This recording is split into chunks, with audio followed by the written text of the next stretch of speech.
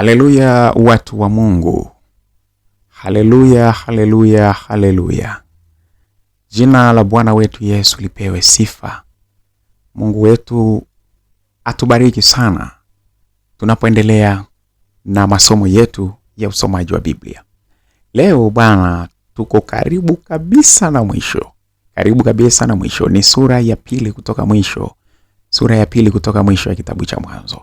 Kwa hivyo kama umefuatilia vizuri kuanzia mwanzo tulipoanza sura ya kwanza, sasa tuko karibu kabisa kumalizia. Hii ni sura ya 49, ina mistari 33 pekee. Tutaisoma kwa utulivu mkubwa mpaka pale tutakapomaliza. Mungu atuongoze katika hili. Asante Mungu wa mbinguni kwa sababu ya wakati huu.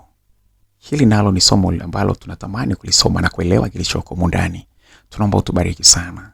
Tupe usikivu mwema, tupe tafakuri, tusaidie tuweze kujifunza mambo mengi ambayo yatatusaidia kuishi katika maisha yetu ya kila siku. Basi tunaomba hivyo tukiamini kwamba Roho wako Mtakatifu atakuwa pamoja na sisi kupitia jina la mwanao Yesu Kristo, Mnazareti aliye hai. Amina. Mstari wa kwanza unaanza na kusema, Yakobo akawaita wanawe akasema, kusanyikeni ili niwaambie yatakayo wapata siku za mwisho. Kusanyikeni msikie enyi wana wa Yakobo. Msikilizeni Israeli baba yenu. Reubeni umzaliwa wangu wa kwanza, nguvu zangu na malimbuko ya uwezo wangu. Umewapita wengine kwa ukuu na kwa nguvu. Umeruka mpaka kama maji. Basi usiwe na ukuu, kwa sababu ulikipanda kitanda cha baba yako, ukakitia unajisi. Alikipandia kitanda changu. Simeoni na Lawi ni ndugu. Panga zao ni silaha za jeuri. Nafsi yangu, usiingie katika siri yao. Fahari yangu, usiungane na kusanyiko lao.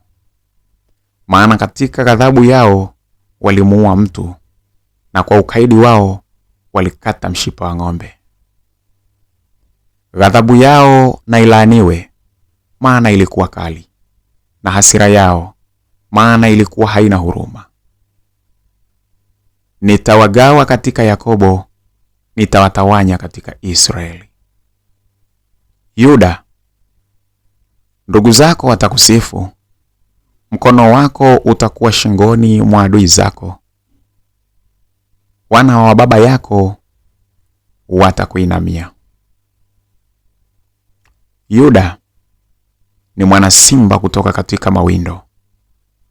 Mwanangu umepanda. Aliinama akajilaza kama simba, na kama simba mke, ni nani atakayemwamsha? Fimbo ya enzi haitaondoka katika Yuda, wala mfanya sheria kati ya miguu yake, hata atakapokuja yeye mwenye milki, ambaye mataifa watamtii. Atafunga punda wake katika mzabibu, na mwanapunda wake katika mzabibu mzuri. Amefua nguo zake kwa mvinyo, na mavazi yake kwa damu ya zabibu. Macho yake yatakuwa mekundu kwa mvinyo, na meno yake yatakuwa meupe kwa maziwa. Zabuloni atakaa pwani ya bahari, naye atakuwa kama pwani za kuegesha merikebu, na mpaka wake utakuwa kando ya Sidoni. Isakari ni punda hodari, ajilazaye kati ya mazizi ya kondoo. Akaona mahali pa raha kuwa pema, na nchi ya kuwa ni nzuri. Akainama bega lake lichukue mizigo, akawa mtumishi kwa kazi ngumu. Dani atahukumu watu wake, kama moja ya makabila ya Israeli. Dani atakuwa nyoka barabarani, bafe katika njia, au maye visigino vya farasi, hata apandaye ataanguka chali. Wokovu wako nimeongoja, e Bwana. Gadi jeshi litamsonga, lakini atawasonga wao mpaka visigino. Asheri chakula chake kitakuwa kinono, naye atatoa tunu za kifalme. Naftali ni ayala aliyefunguliwa, anatoa maneno mazuri. Yusufu ni mti mchanga wenye kuzaa, mti mchanga wenye kuzaa karibu na chemchemi. Matawi yake yametanda ukutani. Wapiga mishale walimtenda machungu, wakamtupia, wakamudhi, lakini upinde wake ukakaa imara. Mikono yake ikapata nguvu, kwa mikono ya mwenye enzi wa Yakobo. Kwa jina la mchungaji, yeye jiwe la Israeli. Naam, kwa Mungu wa baba yako atakayekusaidia, kwa mibaraka ya mbinguni juu, mibaraka ya vilindi vilivyo chini, mibaraka ya maziwa na ya mimba. Mibaraka ya baba yako imepita mibaraka ya milima ya kale. Vitu vinavyotamanika vya vilima vya milele, na vikae juu ya kichwa cha Yusufu, juu ya utosi wa kichwa chake aliye mkuu kati ya ndugu zake. Benyamini ni mbwa mwitu mwenye kuraruararua, asubuhi atakula mawindo na jioni atagawanya mateka. Hizo zote ndizo kabila za Israeli 12, na hayo ndiyo aliyowaambia baba yao, na kuwabariki mmoja kwa mbaraka wake aliwabariki.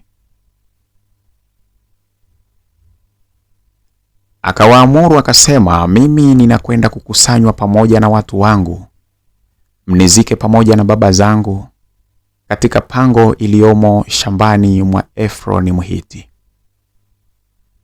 Katika ile pango iliyomo shambani mwa Makpela iliyo mbele ya Mamre katika nchi ya Kanaani, aliyoinunua Ibrahimu pamoja na shamba kwa Efroni Mhiti, pawe milki yake ya kuzikia. Humo walimzika Ibrahimu, na Sara mkewe humo wakamzika Isaka, na Rebeka mkewe, nami humo nikamzika Lea. Shamba na pango iliyomo lililonunuliwa kwa wazawa wa Hethi. Basi Yakobo alipokwisha kuwaaga wanawe, akakunja miguu yake kitandani, akafa, akakusanywa pamoja na watu wake. Msikilizaji, na hapo ndio mwisho kabisa wa sura hii ya 49.